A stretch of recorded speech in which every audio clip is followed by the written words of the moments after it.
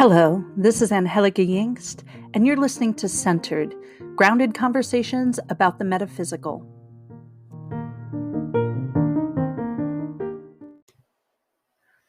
Today's conversation is my second conversation with Kyra Pauls. When I envisioned Centered, I really wanted to have ongoing conversations with people in my life, especially piggybacking off our first conversation. Kyra is a tarot reader, a social worker, and therapist with training in archetypal analysis from a Jungian perspective. She is a shadow retrieval facilitator, a yoga teacher, and a massage therapist, and she's a practicing witch and druid. So Kyra and I love talking about tarot and witchery and all kinds of things. We have similar criticisms, and that's always fun. In this episode, and probably quite a few episodes, we're going to be talking about the tarot. We talked about the quote-unquote dark cards of the tarot in episode 2, and that was totally spontaneous. We didn't intend on talking about that, but ended up kind of venturing into that. And I thought it would be interesting to have a deeper conversation about that, because it's one of the more challenging ways to teach tarot is to talk about the dark cards and also help our students be positive and productive with their clients reading tarot. So we just took on the dark and challenging cards of the major arcana of the Rider-Waite-Smith tarot deck. And I called them the Gatekeepers of the Shadow. Whether that's an apt title, we'll find out. We started with the Hangman and went to the Tower, discussing their imagery and meaning. We laugh a lot in this episode. You can find Kyra online at awintarot.com. I hope you enjoy my conversation with Kyra Pauls. Maybe where we should start is like the first challenging card in the major arcana, which is like the Hangman. Yeah, I think that's a good place to start. Because it's funny because I find the Hierophant challenging. I sometimes find the Chariot challenging, and then of course Strength Reverse can be challenging, but this is like the right and proper challenging card, you know. Yeah it's like it's the one that like you see and it's like a little bit. Yeah, people always ask like that. I think that's the kind of card that when you're a tarot reader, I don't think of it as a challenging card. Right, yeah. But when I do readings for people, they're usually shocked by this card. Yeah, they react to it. They're like, oh my gosh, I'm going to be hung. Which that part's really interesting. Yeah. Like, why doesn't it say the hung man? I mean, beyond the obvious. The well hung man. No, the hanged man is like I was like looking this up, and it was like the only time hanged is used is when someone's being executed. Right. Yeah. It's like you've been hanged. She was hanged. Yeah. I like the hung man. I know. I'm not gonna he does have quite a package if you look at it on there. Does he really does? The hung man. But then I was looking up so where do you get hung upside down? Right. Usually you're hung by the neck. Right, you're hung by the neck. But then when I was Googling it, it said in Italy, traitors were hung upside down. Oh, okay. Like Mussolini was hung upside down when he was overthrown. Oh, really? Wow. Yeah, and his wife. Wow, I didn't know that. That is so interesting. Fascists are hung upside down. Fascists are hung upside down. Well, then I don't know if I feel bad for this hanged man. No, I know exactly. I mean, it's interesting to think of him as a traitor because we're coming off of justice, but we're like on a spiritual journey, right? Right. So where are you committing treason against? Yourself? Right. Well, yeah. And I mean, it's funny that you say that because the way that I tend to see the hangman is like with Odin. Oh yeah, tell me about that. I don't know. Yeah, so Odin hung himself upside down from Yggdrasil, the tree. Oh, okay. And he hung himself upside down, and he was there for like 9 days and 9 nights. And during that time, he like floated in and out of consciousness, which I guess is why the hanged man is associated with Neptune. Interesting. Yeah, yeah. And when he was in that position, he basically said, "Nope, no one can help me. No one can help me." Like people wanted to help him, like give him water or something. And he was like, "Nope, no one can help me." So it's like that whole Right. martyr complex. But when he was there, that's when he discovered the knowledge of the runes. That Yeah. is so interesting because he's basically hanging on the tree of life. Like that's how I learned this one. Yeah. That is so fascinating. So it's funny that you say about like betraying yourself in a way, because I mean, ultimately that was his goal, but we know that the hanged man like also carries with it themes about like martyring yourself sometimes. Yeah. So it's like you can see that even in that myth. Yeah, absolutely. And Rachel Pollack, I think she says this card's all about social conformity, which is a funny one because I'm like, really? Yeah. I have never really used it that way, but I love that interpretation that we have to see things from a different point of view. Yeah. Because if we're looking at it the same way, then we'll never expand our consciousness. Yeah, that's interesting. Which I always think this is really what this card's about, expanding consciousness, right? Definitely. And yeah, that whole like shifting your perspective. Like when I see this as coming up in like an advice position or something, I do usually see that as like, seeing things from a 180 kind of view, like looking at it from a completely different perspective in order to expand your concept of it. Yeah. And it's interesting because like most of the time when people get it, they flip it because they think it's, like new students are like, oh, it's upside down. Like, nope, that one was actually supposed to be upside down. Yeah. But when you flip it, it looks like the world. Yeah, exactly. Yeah. It's an interesting concept. Mm-hmm. Because when I read it reversed, I always think that it's someone who's gone through looking at it from different perspectives and kind of come back to trusting themselves and their initial, it's almost validating like your initial feeling about it. Absolutely. But then, 12 and 21 are basically up and down, you know what I mean? Up and down. Yeah, exactly. Yeah. Do you think she consciously did that stuff? I think she did. Yeah. I totally think she did. I think that she was quite a mystic. She was. Her own right. Like, I don't know. I mean, thinking about her doing that, basically she started the cards May and finished them in November. I know. Of the same year. Can't even, oh my gosh. It's hard. That's why I think like so much of it was channeled, because how much conscious could come out during that time. You couldn't think about any one card too long.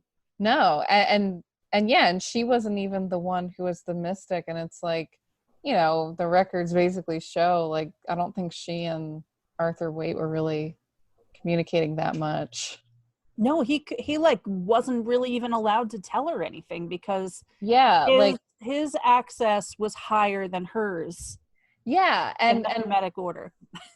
From what I know, it's like he helped with like the majors somewhat, but like with the minors, like not really. Like that's just all her genius. Yeah, because there was no pips that were drawn before her. Yeah, she's the first one to really do that. Yeah. I mean, she's just incredible. Absolutely. I want there to be a biography on her. That would be amazing. As a queer mixed race, she was both English and American. Mm-hmm. She was like an outlier that could kind of walk between worlds, which is amazing. Yeah, absolutely. Absolutely. So anyway, the Hangman it's one of those cards. It's funny because I'm one of the people that hates this card. Yeah. Like, I mean, I like it, like the I like the image of it to like meditate on it, but I don't like pulling it in a reading because I'm like, great.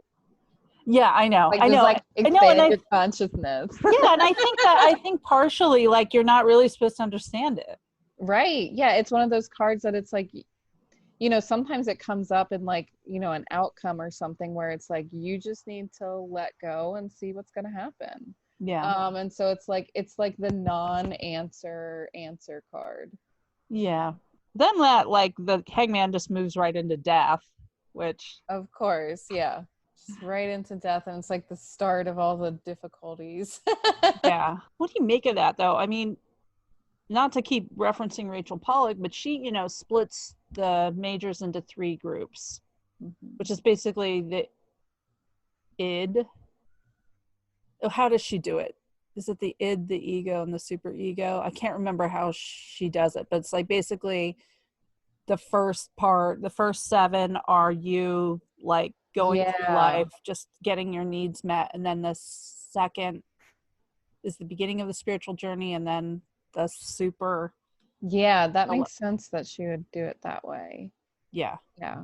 I like it, but I also like when we start getting into these harder cards for people, it's hard to explain that kind of stuff. Like, oh, this part of your journey is the hard part, but it's also the spiritual part. Yeah. Right. It's like, oh, well, yay. I just lost my job. How is that? That feels more basic to me, you know. Exactly. That's what I'm saying. Like my clients will say that, but death is a card I pulled this month for my like monthly reading. Oh yeah. And I kind of quoted us a lot, basically talking about how we talked about this in the last time we talked about how death is really a death and you have to go through it. But it's the moment before and the moment after too that are important. And I think that's what people focus on many weeks after the death or many months after the death, not the actual death part. Yeah. Yeah. And yeah, I know that last time we had talked a lot about the death card. So it's like, you know, it is a transformative moment, but it's also like, you know, I think we had talked about how a lot of people use that to kind of bypass just processing the death. So it's a complicated card to explain in that way. Yeah.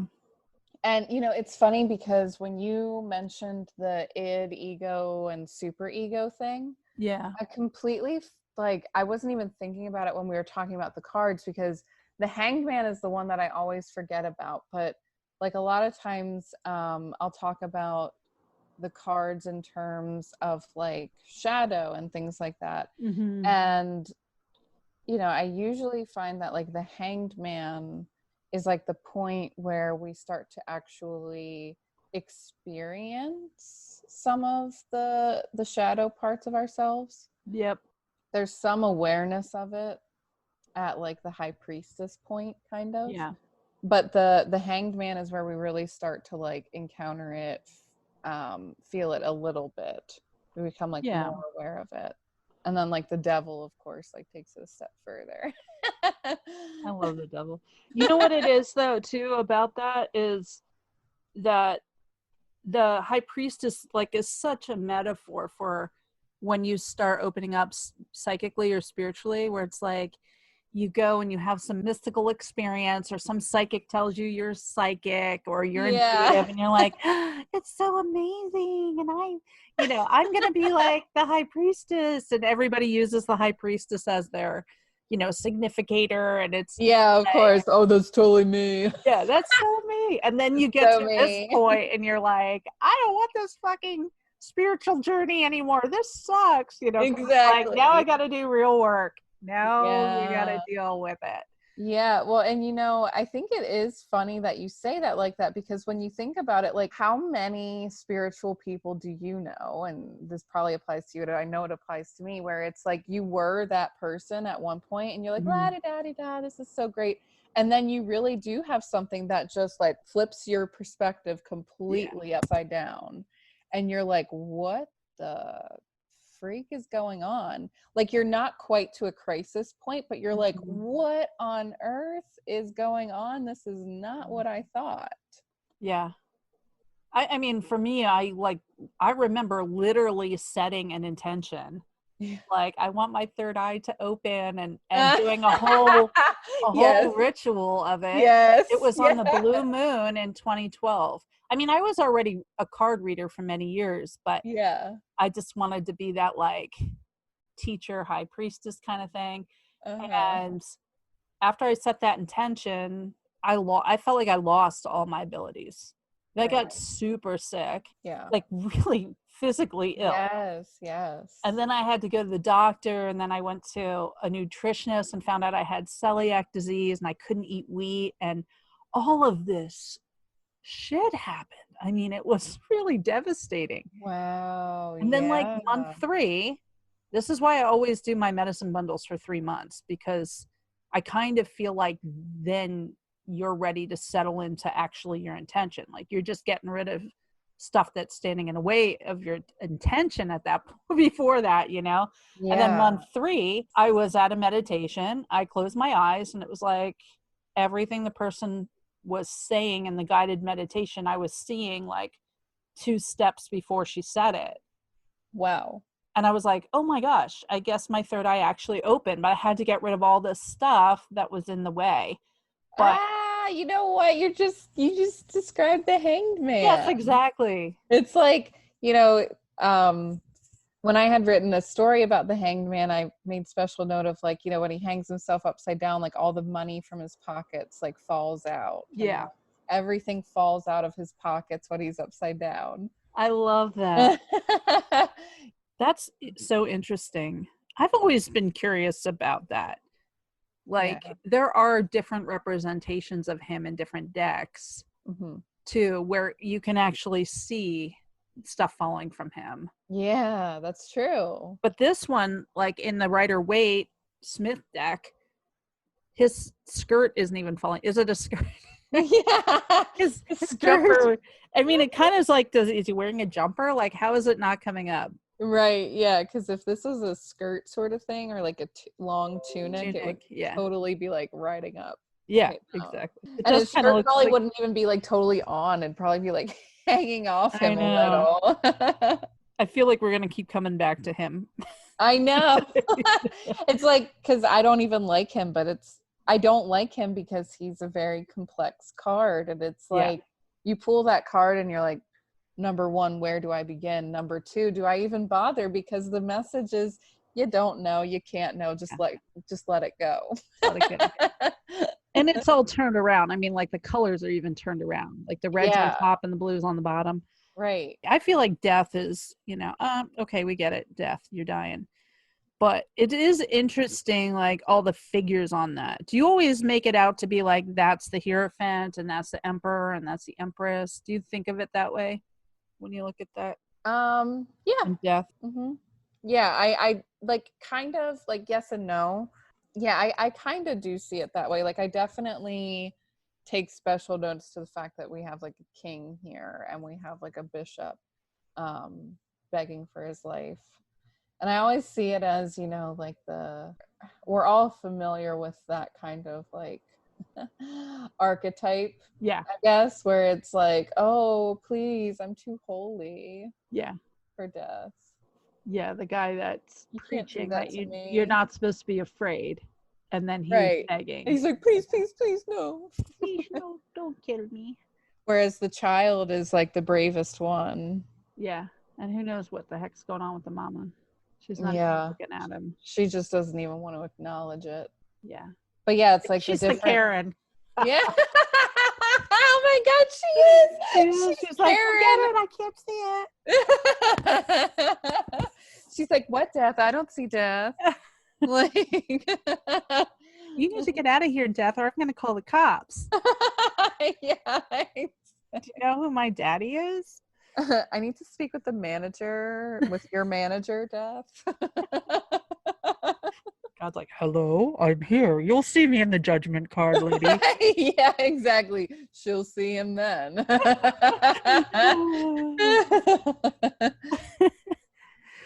But yeah, it's like, I mean, I do see this as like the different reactions to death. Like, one time I had drawn this card, and it was like really kind of pronounced for me in my life, where I was teaching like these prevention education classes around sex ed and healthy relationships and stuff like that, at an alternative education school. So these were kids who had a lot of, you know, problems at home and whatever, and the school systems had decided that they needed like disciplinary action.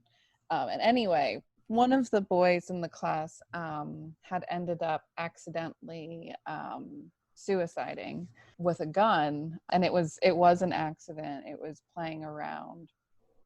And I had pulled the death card then, and my eyes went directly to the child. And I was like, you know, it really added a new meaning for me, because then I started to see it as like kind of the different ways we handle death. Like some of us beg, like, please no, it can't happen to me. And then some of us just do die. You know, sometimes without the knowledge that it's coming, right? Right. Some of us just drop dead. Some of us don't want to look at it. And then there's, you know, the young, innocent ones who think that it can't touch them. Yep. And so they're just there like offering death the flower, like, hey. I love that. It's so interesting to look at the backgrounds of these cards. And, you know, I think a lot of tarot readers focus on the fact the sun's coming up. Right. But is it?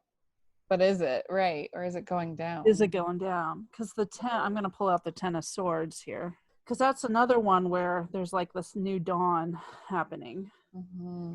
That one doesn't have a sun at all, really. It's just that sun on the horizon. Yeah. Because I kind of think it might be going down, especially what comes after. Right. You know? Well, and then like not too long later, like we get to the moon, and the moon is up kind of between those towers. So right. And they're exactly so we the could same. assume maybe. Yeah, the moon is that it's setting, not rising. Yeah. That changes it, right? It does. Do you think that tarot readers have a tendency to focus on the positive too much? Yeah. I mean, I think, well, it's like, it's funny because I do know a lot of tarot readers who definitely don't go in that direction, and they're kind of the people who I consider to be like tarot readers, right? Yeah. But then there's the, you know, there's people who, and there's nothing wrong with this, but they sometimes maybe have like a slightly different focus normally, but they also use tarot. Yeah. And so like I think that a lot of times the people who are like tarot is my thing, a lot of times they do understand that there are dark cards and there are dark parts of life, and that's part of why they were attracted to it. Yeah. Maybe. But I do think that, you know, when tarot was always a thing amongst the new agey metaphysical types. Yeah. But when oracle cards started to become really popular, then it was like tarot has to somehow compete with it. And the oracle cards make us all feel so good, and tarot doesn't make us feel so good. Yeah. So it's like I think it started to like really change then. It's like I agree, but I struggle as a tarot teacher because I've had students that are really negative. Yeah. And then I say, try to find something positive to say in this reading. Like, give them actual work. It's not fated. I really try to emphasize that point that we aren't locking someone to a fate they can't change, Yeah. And in that way, like, focus on, something that's positive. So when you get like the 10 of Swords, the Death card, the Tower, and they're all in the same reading, it can be a little challenging, so we look at stuff like that and say like, yeah, there's sun coming up, Exactly. Yeah. Well, and yeah, I get it. and I think that like the challenging cards, like, it's like you pull one of those and you're like, oh shoot, what do I have to say about this other than bad things? But all of them have some kind of advice with them. And I mean that's with the good cards too. Every single card can have advice to give you. And challenges, yeah. Yeah. I always find it weird that death goes into temperance. I was actually talking with my tarot students about that because, like, with temperance, teetering between death and the devil. Yeah. Poor temperance there. But at the same time, it makes a lot of sense because it's like when you're between death and the devil is when you need temperance. Yes. Yeah. Absolutely. And, it's a choice. Yeah, exactly. Finding that inner peace amongst all the external chaos. Yeah. Then you kind of have to have, like, it's kind of like the devil on each shoulder, right? Yeah, Friends with the exactly. devil. Yeah. You Well, can't and use the devil. it's funny too because, like, with temperance being number 14, and I'm so my life path is like a 14-5, and I remember when I was first learning numerology and we were talking about like karmic numbers. Yeah. The 14 deals a lot with like addictions and heightened sensitivity and things like that, and so it's like having temperance teetering, like you said, between those two things and having the devil on each shoulder makes so much sense for what temperance is. Yeah, exactly. Yeah. I mean, I always use it as a sobriety card. Yes, definitely. Too, but it goes further than that. Absolutely. What did it mean in the 19th century? I mean, when did the temperance movement start? Was it around that time when prohibition happened in the United States? That must have been like in the 30s, right? Or the 20s? Yeah, it began in the early 1800s, but the legislation, when there were actually like some successes with legislation, that was like in the 1910s. So yeah, and then the decline was in like the 20s until the 60s. So yeah, this is like around that time when it was kind of like probably at its most controversial peak because it would have been just about to decline. Right, because it's like 1910 these were published. Yeah, and so if it started declining around 1920. Interesting. I'm just looking up to see if she's got anything. She doesn't really talk about it. She just says it's one of her least favorite cards. Rachel Pollack, which I agree with. I mean, it's just because there isn't much there in terms of like, it's almost like do the right thing, kids. Right. It's just sort of like, well, if I could do that, I wouldn't be asking the tarot anything about my journey. Those fives in the major arcana. Yes, do right. the right thing, kids. You're a fan. Behave yourself. Yeah, exactly. There's a lot of like springy feeling to it too. Yeah. Which also feels easy, but that's the myth. That's the shadow of this, is that it looks really easy. All you have to do is do the right thing and be emotionally balanced, but it's about as helpful as telling someone, just be balanced. Exactly. Don't stress out. It's like talking to somebody with anxiety and saying like, you just need to relax. Like, if I could do that, I wouldn't have anxiety, idiot. Right. Well, yeah, I mean, it's funny you say that. I was just talking to a friend of mine about the failures of cognitive behavioral therapy. Yeah. And that's one of them that I say. It's like, oh, okay, yeah, we can just rationalize our way out of it. Yeah. And that's going to fix the problem. But insurance says it will. So, because it keeps people coming back and spending money. But yeah. Oh, I know. I just was like following a Twitter thread where someone tells Roxane Gay, the writer, or something like, just eat less and move more or something. Oh, yeah. Like, oh, thanks. I hadn't thought about that, Yeah, I never considered it. What a great idea. Yeah. And I was like, I put on that thread something about like when I went to the doctor and I was like, I'm really struggling to lose weight. And he was like, well, have you ever heard of a calorie? I'm like, I'm not.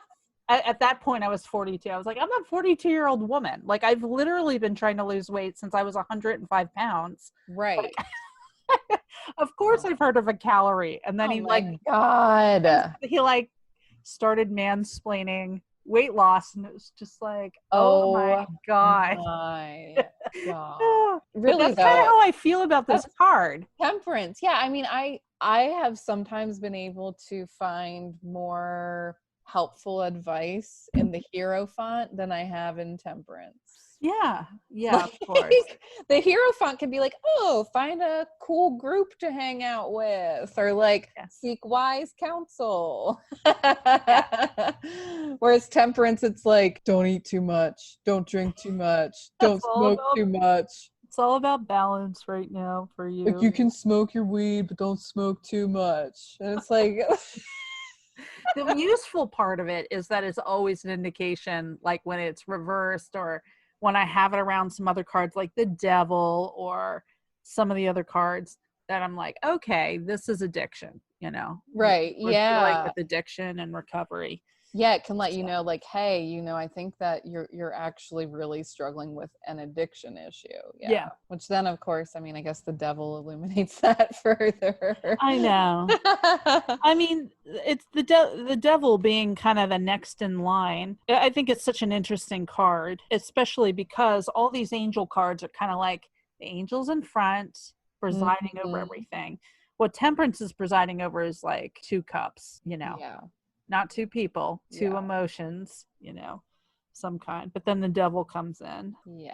Oh boy. Yeah, that devil. Yeah. Poor lovers all chained up now.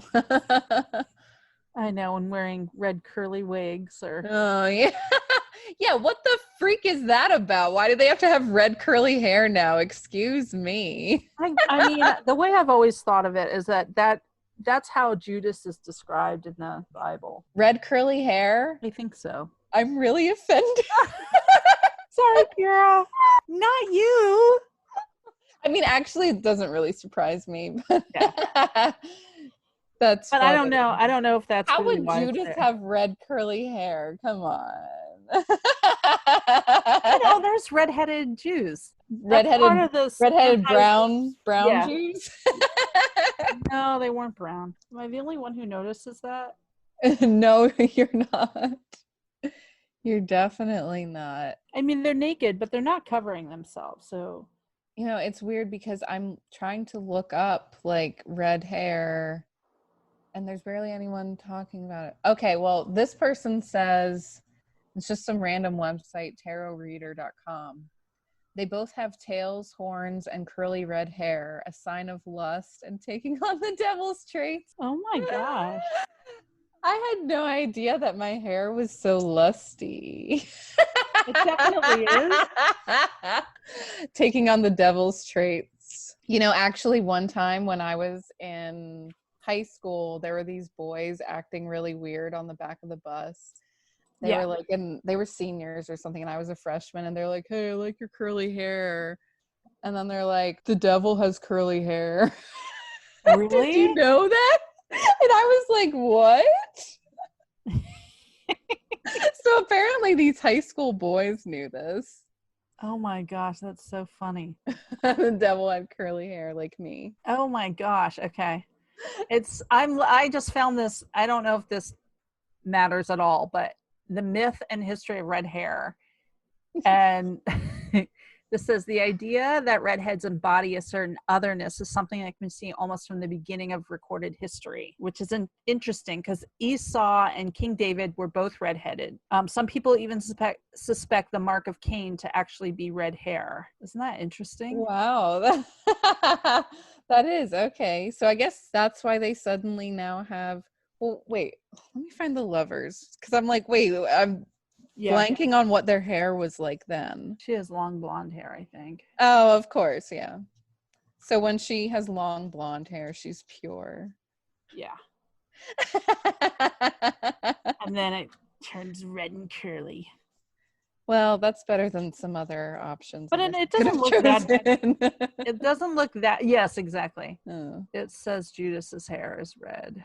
Okay. Yeah, she has long blonde hair, and he has like kind of curly strawberry. And of Cain. Blonde hair. Cain also has red hair.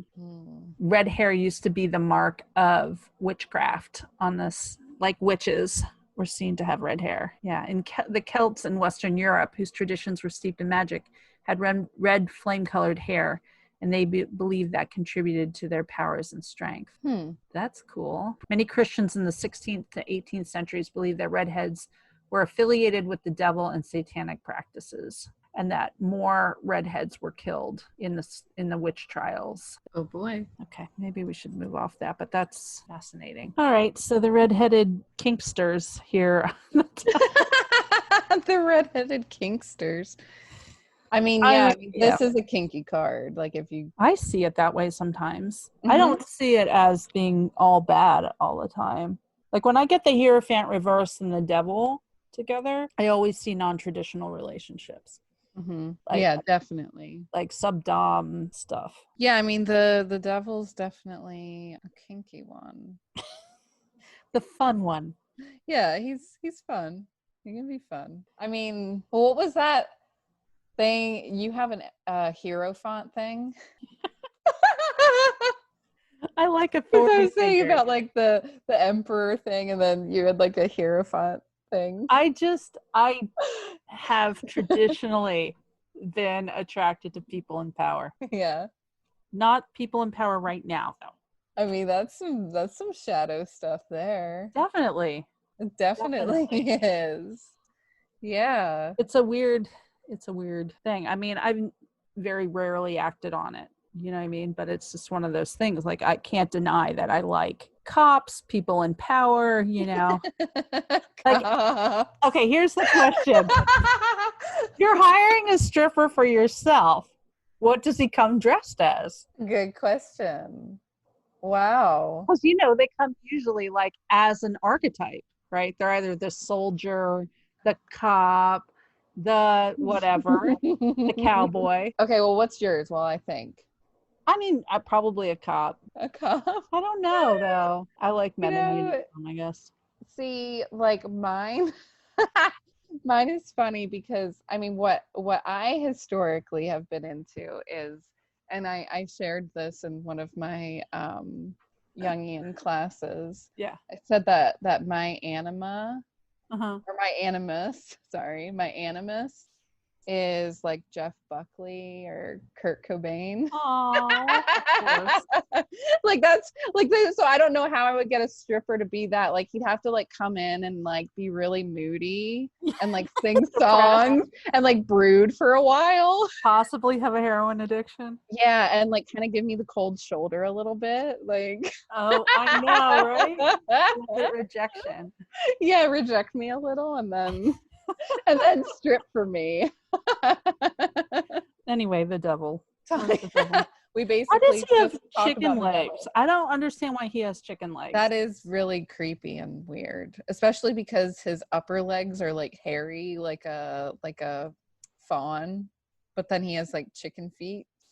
Yeah, like he's supposed to be Pan, and then he turns into something chicken else. Feet. Maybe it's just because he has to grip. Yeah. Standing on above him, they were. Is that how you say it? If they were hooved, they wouldn't. Yeah. He needs to stay up there somehow. Yeah. Or maybe is he like a griffin down below? Like I was thinking, maybe what is the griffin? It's the head of a lion, and then the body of like bird. Sort of thing. Oh yeah, the eagle. Eagle. Yeah, eagle. But he's definitely got a dad bod. I mean, he's like he does. He does have a dad bod.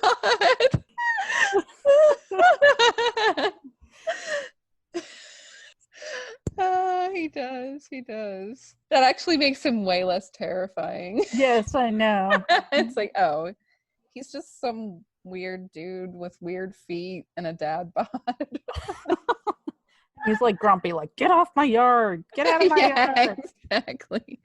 So I mean, that kind of is what the devil is. You think he's this big scary monster, and he's just, ineffectual. Yeah. Ineffectual. That's such a Capricorn thing to say. The worst thing to say, like, you're ineffective. Like, you're not really working. Yeah. Well, and he's a Capricorn. I know. I don't like that. You don't like that. Yeah. But the truth is, the idea of the reverse pentagram.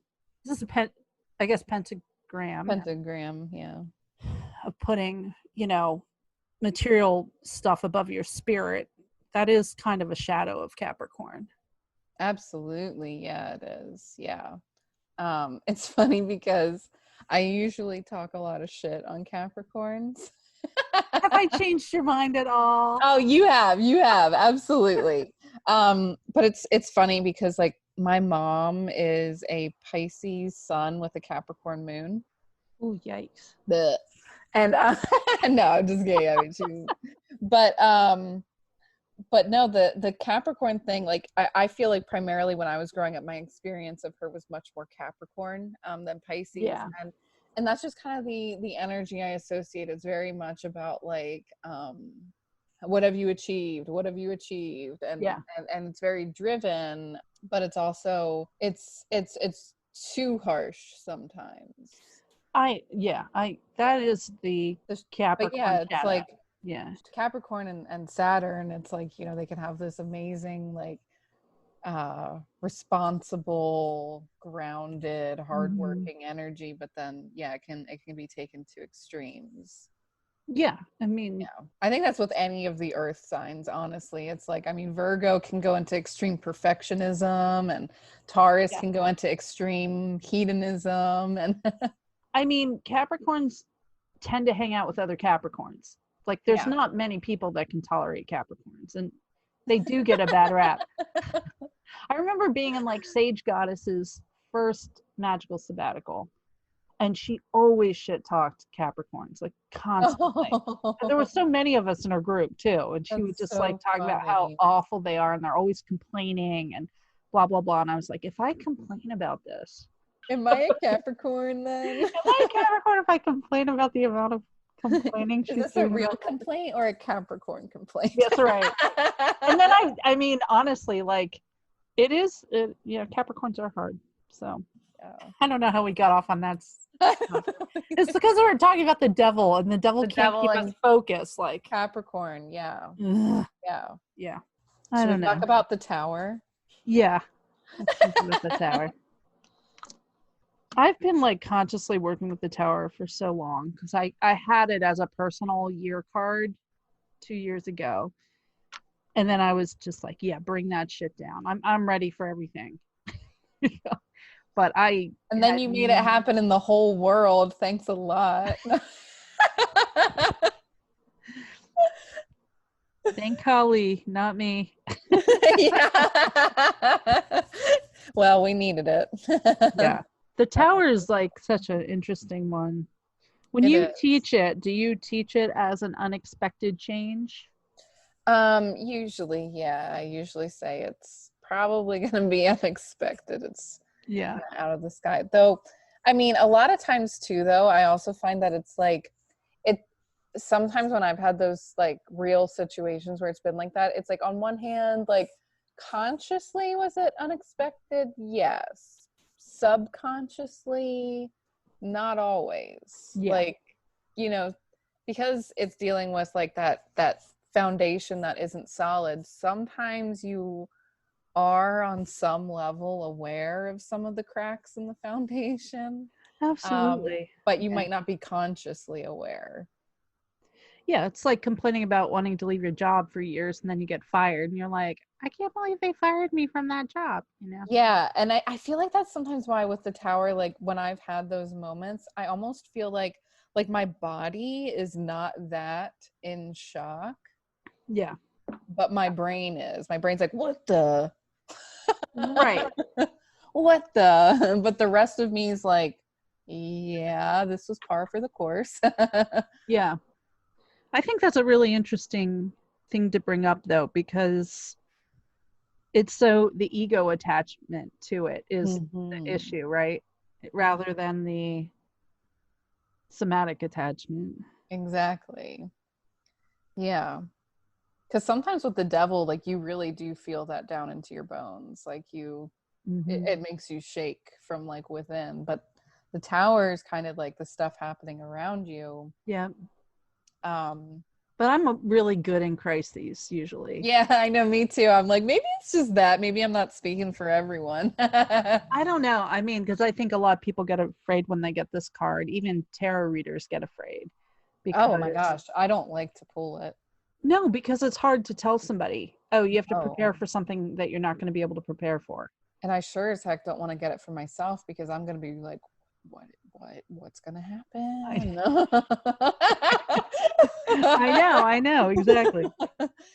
Well, I will say in a positive way, kind of, that this card, like in a more literal way, I guess, I have seen it to mean talking about explosive orgasms. Ooh, I love that.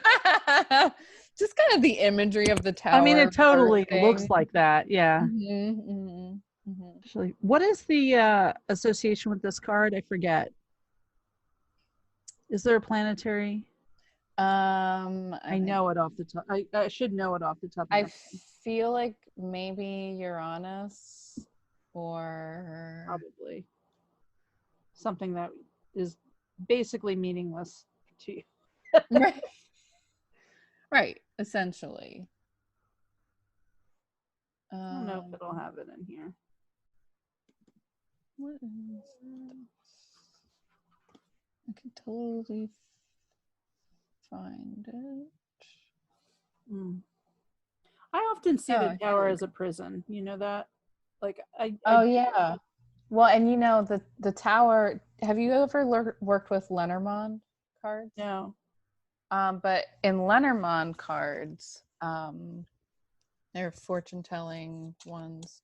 There's like 36 cards total, so it's just a small deck. But anytime you pull their tower, it actually is talking about institutions, schools, and prisons.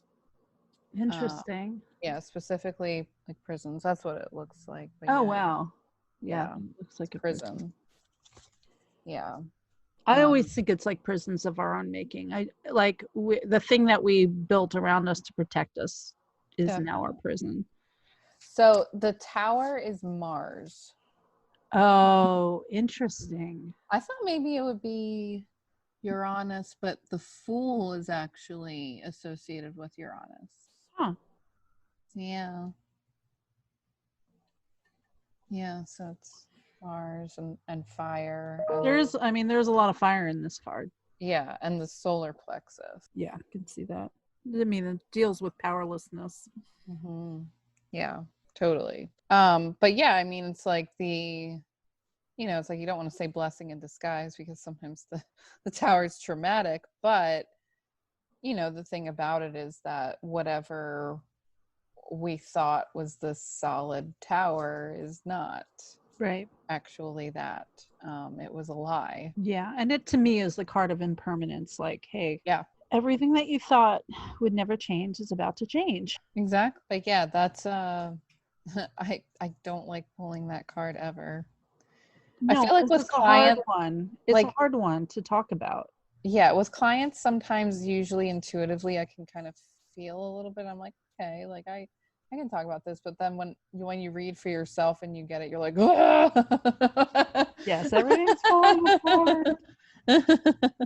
I mean, to come from the devil into the tower, to me, is really makes a lot of sense, right? Because you have these attachments to things that are unhealthy. We attach ourselves obsessively to things. And I mean, with the devil, which we kind of talked about with the BDSM, that can be a conscious, important thing, like playing with power dynamics, or it can just be like being completely powerless, and being controlled by something that you don't want to be controlled by, but not even seeing it, like being in an obsessive relationship. Or I used to do readings for a friend of mine, and we got this a lot when she was in a relationship with someone that was, non-ethical, non-monogamy.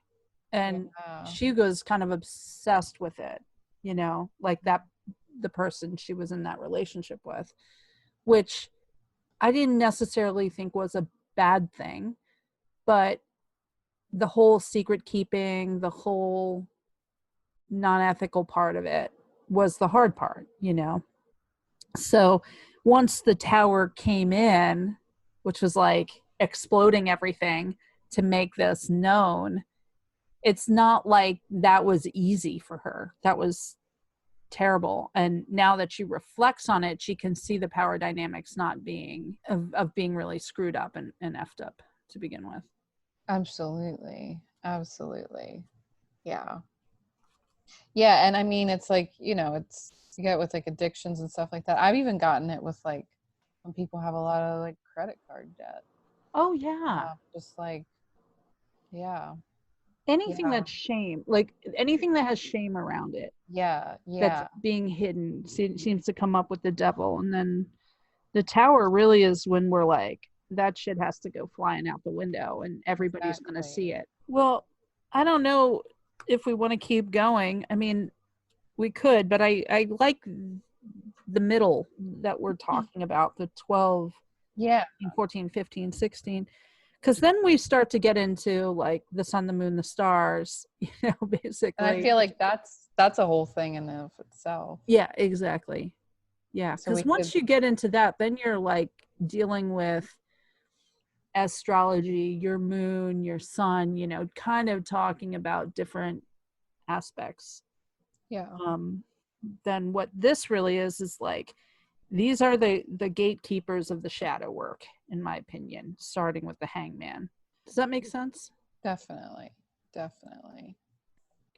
Thanks, Kyra. This was so much fun. Yeah, thanks, Angie. Talk soon.